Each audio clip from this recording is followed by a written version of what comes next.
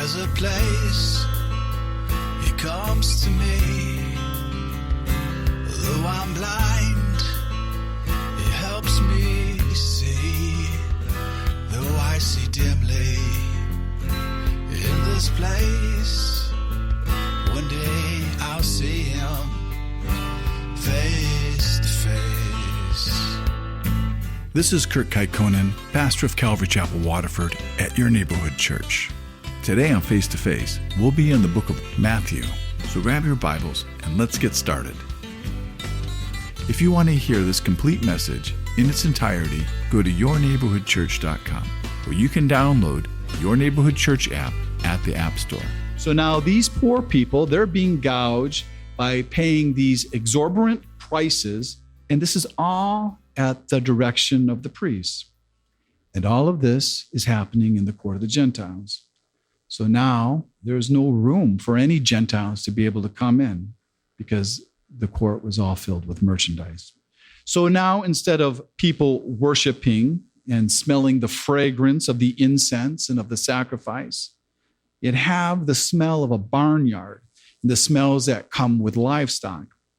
And instead of having an atmosphere of meaningful prayers and the songs of meditation, well, now you have the sounds of an auctioneer making a deal in the loud, obnoxious bargaining between the two parties.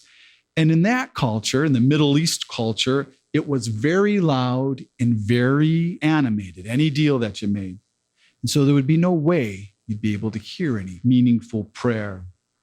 And they still bargain that way. If you go to Israel, they still bargain that way today. They're very loud. And here it says, Jesus is not only driving out the sellers, but He's also driving out the buyers too. Because everybody who's doing business in this area of the temple, they're all at fault. And so you would see that this would be an impossible place to be able to worship in and to be able to stand there in the presence of God, if there was any room for you to squeeze in to be able to stand at all. Because these Jewish leaders, they cared much more about the profits they made and about their animals than they ever cared about Gentiles seeking the God of Israel. Now, this is the second time that Jesus has gone into the temple and to cleanse it. The first time He did it was in the very beginning of His ministry, and you can read that in John's Gospel in chapter 2. So now this is a little more than 3 years later. But after the first time, and Jesus had thrown all the furniture out then, all they did is just bring it all back in again. And that's also what they're going to do after this cleansing of the temple. But in a lot of people's minds, you have this picture of Jesus making this whip and driving all these animals out, knocking over the tables with the doves on them, and there's doves flying everywhere. But that's not what happened here. Jesus drove out the people. It says Jesus turned over the money changers' tables. He didn't turn over the tables with the doves on them. He only turned over the seats of the people who sold the doves. He was only turning over their chairs. So there was no animals injured here. Jesus didn't hurt any of the animals. And so now Jesus, after He kicks them all out, He quotes Isaiah 56:7. And He calls this temple His house, my house. And this whole chapter from Isaiah 56 that He quotes, it's about Israel's unfaithful leaders. And then Jesus, He goes on and He calls them a den of thieves, which is exactly the same term that Jeremiah called the unfaithful leaders in his day in Jeremiah 7:11. And in that chapter of Jeremiah, God tells Jeremiah how He destroyed Shiloh, and that was because of their evil leaders. And Shiloh was the place in Israel that God had first put His name, where He put His tabernacle. And that's where all the sacrifices were done, just like it's done in Jerusalem now. But God destroyed Shiloh, and that was because of the unfaithful leaders. And so now, and at that time, Shiloh was a ruins. And that's exactly what's going to happen to this temple in Jerusalem. It'll also become a ruins because God is going to destroy it. And it's all going to happen within 40 years. All right, so now, with all the animals gone and all the buyers and the sellers gone, the people start coming back in because now there's room for them. And the people that come in is the blind and the lame.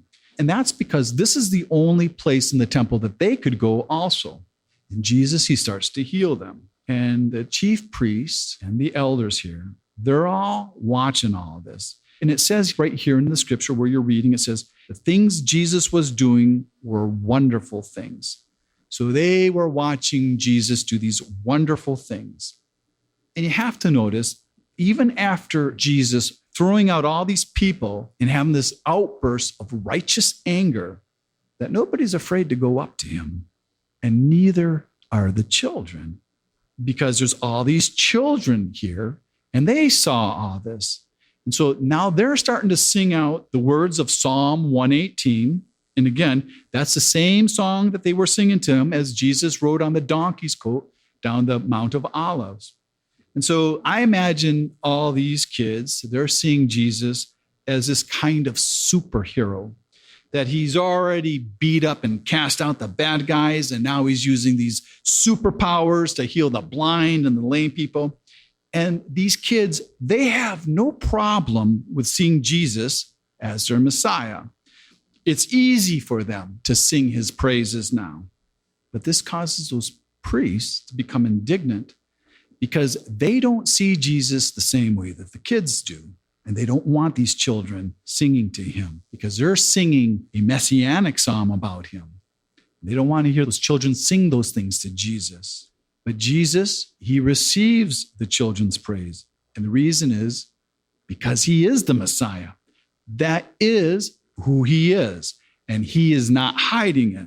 And so Jesus, he talks to these priests in a way that nobody has ever talked to them before. And then he says to them, again, which he always says to them, have you not read? And then Jesus, he goes on and he quotes Psalm 8, verse 2, where it talks about God had ordained praise from the children and silencing his enemies. And that's exactly what had just happened in this scene. Now you have to realize these priests, they didn't have a problem with children singing the praises of the rabbis that they approved of, because children back then were often employed to shout great things about their celebrity rabbis. And so after this scene, Jesus, he leaves. He goes back over the hill the same way that he came, over the Mount of Olives, and he goes back to Bethany. That's exactly where he had started that day, and he spends the evening with Mary, Martha, and Lazarus. And we'll never read, and we've never read, about Jesus ever spending the night in the city of Jerusalem. And at this time, this city would have been very crowded. It would have been very difficult to be able to find lodging in it. But the real reason I think that Jesus goes back to Bethany, it wasn't because he couldn't find lodging. It's because back in Bethany, he's loved there. And he enjoyed being with his friends, Mary, Martha, and Lazarus. And then there's also a guy named Simon. He's also there with the disciples, because this is Jesus's last week on earth as a man. And he wants to spend it as much as he can with all these people that he loves. So now it's the next day, and Jesus, he walks over the hill again. But this time, there's no parade. It's just Jesus and the disciples. And it's morning, and he's hungry, and there's a fig tree on the side of the road, and it has these luscious leaves. And it's like it's advertising that it has this fruit on it, because this type of fig tree, it didn't bear leaves without having fruit on it. Though in Mark's gospel, it says that this isn't the time of year for figs. But this tree looked like it should have fruit on it. But when Jesus looked, it had nothing. It had no fruit. And so Jesus, he cursed the trees, and he says, let no fruit grow on you ever again. And so it makes you wonder, you say, well, is Jesus mad at the tree? If Jesus, if he knew there wouldn't be fruit on that tree because of the time of year, why is Jesus looking for fruit? And so it makes you think, well, what's the purpose of this event?